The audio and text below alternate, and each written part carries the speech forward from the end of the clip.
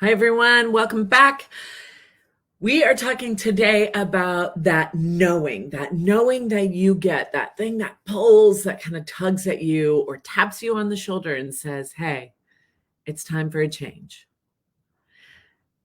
And how to navigate that prompt, especially as you're going through the fear that comes up with it.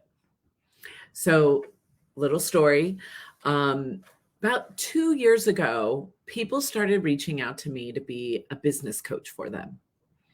And I was like, yeah, I don't really do that. And I tried to refer them to other people and they were like, no, I want to work with you. And so I was like, okay, well, as long as you know that's not my specialty, happy to help. And so we would work together. And this kind of kept happening, not all the time, but just little bits here and there. And I always thought it was just curious and a little bit odd and a little strange. And then one day, somebody who I did not know, who lived in a totally different part of the country, just found me on my website, and called me to be a business coach. And I was like, what about my website indicated to you that I was a business coach? And these little things kept happening. Like I would do a demonstration at Seattle Life Coach training, and people would want coaching around their business. And all of this kind of like, what I felt like is there's this, I think I heard Oprah say it first. It's like God throws a pebble at your window. And if you don't hear the pebble, then he throws a rock. And if you don't hear the rock, then he throws a brick through your window, right? Anything to get your attention. And so all those little things were just little pebbles at the window. And the rock to me was that person calling me and saying, hey. But the bigger rock was when a group of students said, we really want you to be a business coach. And I was like, okay, I don't know what's going on here, but I gotta kind of pay attention to this. And so I sat down and I was like, okay, if I'm going to do a business class, if God wants me, Spirit wants me to do a business class, let's work at this. Like, what would that look like? And boom, 10 minutes later, the whole class, probably 80% finished. Like the vision for it was like looking back at me. I just sat down and said, what would I do? And boom, boom, boom, boom, boom, done. Now, for some of you, you might be like, great, I've got a great idea. And you might move and go with the flow and happily ever after. But for me, and I think for many of us, when we get the pebbles thrown at our window and then the rock, and we finally go, okay, let me take a look at this. Let me see if this is something I want to do. Is it time to quit my job? Is it time to move to a different company? Is it time to leave my relationship? Is it time to start something new? Is it time to change the way I eat? Is it time to change a routine in my life? Is it time to speak up? Is it time to do something different? Often what happens is the first thought at those first couple of pebbles is like, not now. I don't have time for that. This isn't, not right now. And we kind of swat it away. But as time goes on, it kind of there's a part that goes, okay, hold on. At some point, there will be a part of you that says, hold on, let me listen to this. And what I find to happen often, especially when it's like a big thing, when it's like, I know what I know. I know that it is time to do something different.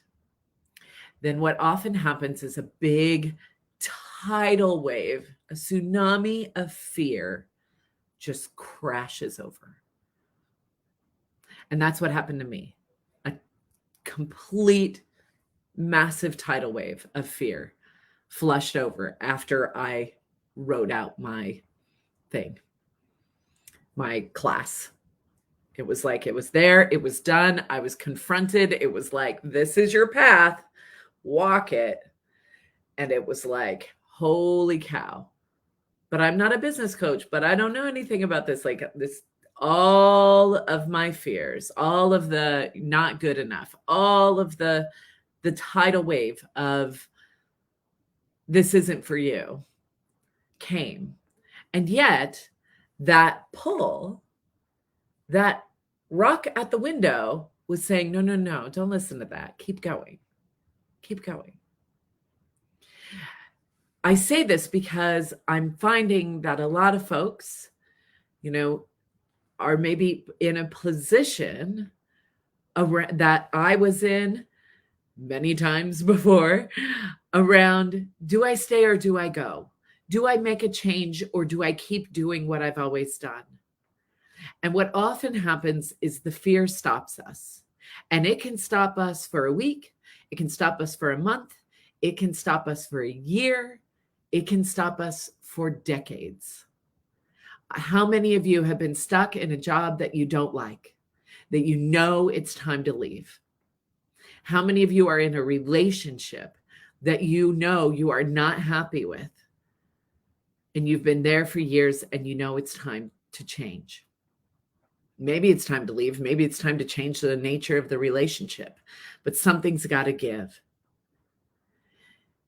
I'm sharing this with you because these are the mechanics. This is what happens as we look at it. Oftentimes the fear shows up and we think, if it's this scary, if it's this fearful, then I shouldn't do it. And that fear will be like, yeah, you're right. You're right. You shouldn't do it. Look at all these terrible things that could happen if you changed. It'd be awful. And yet staying and not changing comes with its own cost, its own price.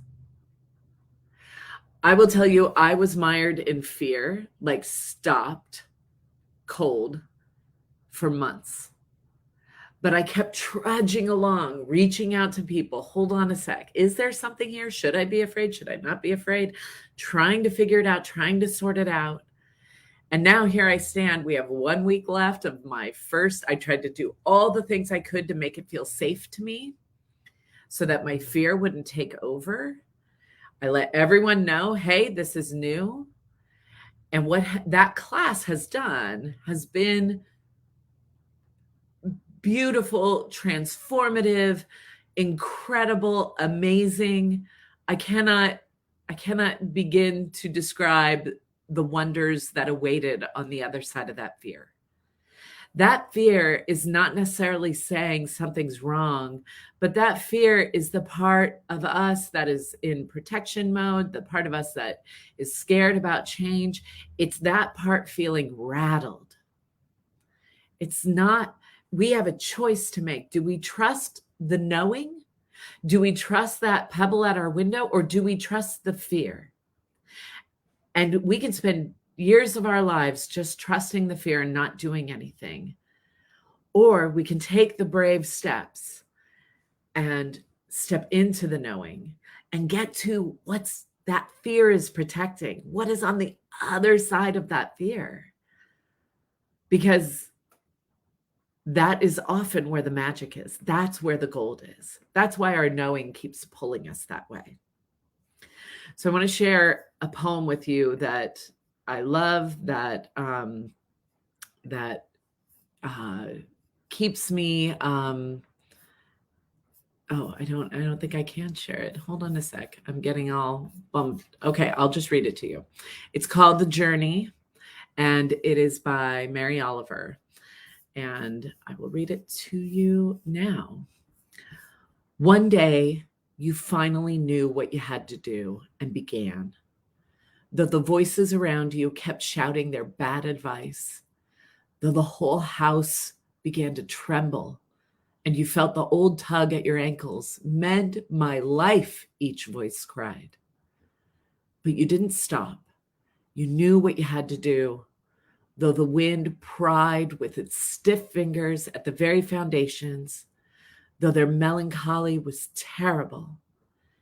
It was already late enough, and a wild night, and the road full of fallen branches and stones.